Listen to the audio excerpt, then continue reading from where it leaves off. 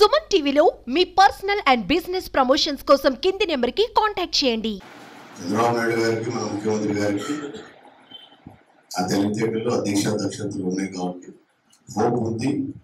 అలాగే కేంద్రంలో కూడా పొత్తు ఉంది కాబట్టి కేంద్రం నుంచి కూడా కొంత నిధులు తెచ్చుకోవడానికి అవకాశాలు ఉంటాయి కాబట్టి ఇవన్నీ కొంచెం సెటరేట్ కావాలంటే మినిమం 1 year తీసుకుంటాం నాకు తెలుసు. సో ఈ లోపల మనం ఏం చేయాలంటే మన ప్రణాళికలు మనం కొంచెం సిద్ధం చేసుకోవాలి.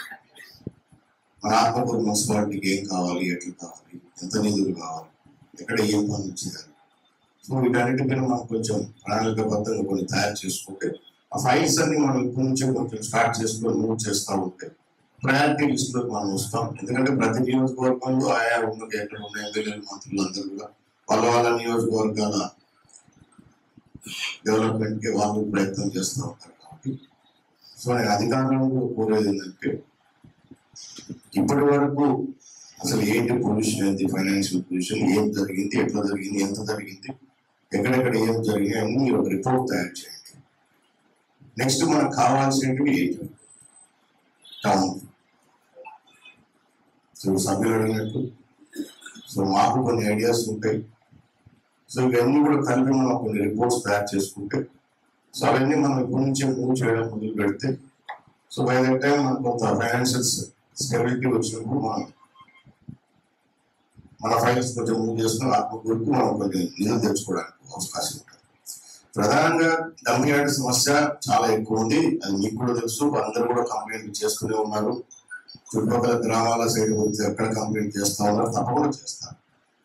ఏదైనా అందరూ కలిసి పని చేసుకుందాం. తప్పకుండా మీ అందరి ఏది కావాలని ఆత్మకూరు అభివృద్ధి చెందాలంటే నాతో పాటు మీరు కూడా సహకరిస్తేనే అభివృద్ధి చెందుతారు. సో దాంట్లో మీరు సహకరించండి, సాయం చేయండి. అధికారులు అందరూ కూడా మనకి స్టాఫ్ ఎంతగానో తెచ్చుకున్నాం. డంపింగ్ సమస్య ఫస్ట్ ప్రయారిటీ పెట్టుకొని చేద్దాం. Main drinking water Atmakur. So drinking water issue కూడా చేయాలి. అది చాలా పెద్ద పని. ఇప్పుడు ఇందాక చెప్పినట్టు చాలా ఫైనాన్షియల్ బర్డన్స్ ఉన్నాయి కాబట్టి సో తప్పకుండా అది మనం చేసి తీరాల్సింది. రాబోయే కాలంలో ఇంకా ఎవరు ఆత్మకూరు టౌన్ లో మాకు నీళ్లు లేవని అడగకుండా చేయాలని ఆ రోజు అంత కష్టపడి 122 కోట్ల రూపాయలు తీసుకొచ్చు. సో అది 5 సంవత్సరాల్లో మీరు పూర్తి చేస్తారు. అదిగే ప్రజలు ఇంటికి పంపించారు. కొన్ని చాలా జరిగినాయి. అవన్నీ కూడా పిలుపుతా ఏదో వదిలిపెట్టాను, గుర్తుపెట్టుకోండి. దాంట్లో ఎవరైనా ఇన్వాల్వ్ అయితే నేనేం చేయలేదు. అట్లాంటివి కూడా ఉన్నాయి. మీకు సింపుల్ ఒక ఎగ్జాంపుల్ ఇస్తాను. మీడియా కూడా ఉంది. అంటే మీకు అందరికి తెలుసో తెలీదో పాపం మన చక్రపాణి రెడ్డి గారు అన్న చేసిన నిర్వాహక పేమెంట్ ఈ మున్సిపాలిటీ చేస్తూ ఉంది. ఉద్యోగం చేసేది ఇంట్లో, చక్రపాణి ఇంట్లో. డబ్బులు ఎవరివి? మీరంతా కౌన్సిలర్స్, ప్రజాప్రతినిధులు, మీరంతా డబ్బులు ప్రజలవి. మీరే అంటున్నారు ట్యాక్స్ ఎక్కువైపోతున్నాయి, అవునా? ప్రజలు ఇబ్బంది పడతారు, నేనేం సమాధానం చెప్పుకోవాలా? నిజమే కదా? ఒక్క పేరు ఎగ్జాంపుల్ ఇస్తున్నా మీకు.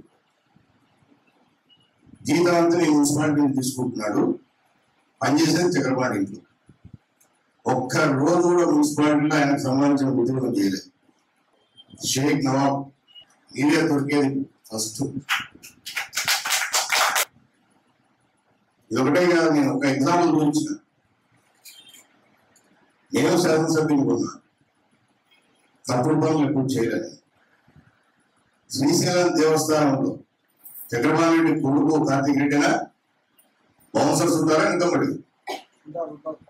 బౌన్సర్స్ దేవస్థానం నుంచి జీతాలు ఇస్తున్నారు. 24,000 రూపాయలు దేవస్థానం పే చేస్తాం. జిఎస్టీలు పిఎఫ్ అన్ని కట్టింగ్ పోగా 15,000 ఇవ్వాలి పర్ హెడ్. 9,000 ఇస్తున్నాడు. నేను ఎలక్షన్ చెప్తే మీకు నమ్మాలా కదా? గుడరాశి మా మీద దుష్ప్రచారం చేస్తున్నాను. ఇవన్నీ వస్తాయి చూడండి. ఎందుకు చెప్తున్నానంటే డబ్బు అంతా ఎట్లా పోయిందంటే ఇటువంటి దుర్మార్గ పనులకు పోయినాయి. రాష్ట్రం ఏమో అప్పులైపోయింది. జగన్మోహన్ రెడ్డి కూడా వస్తాయి.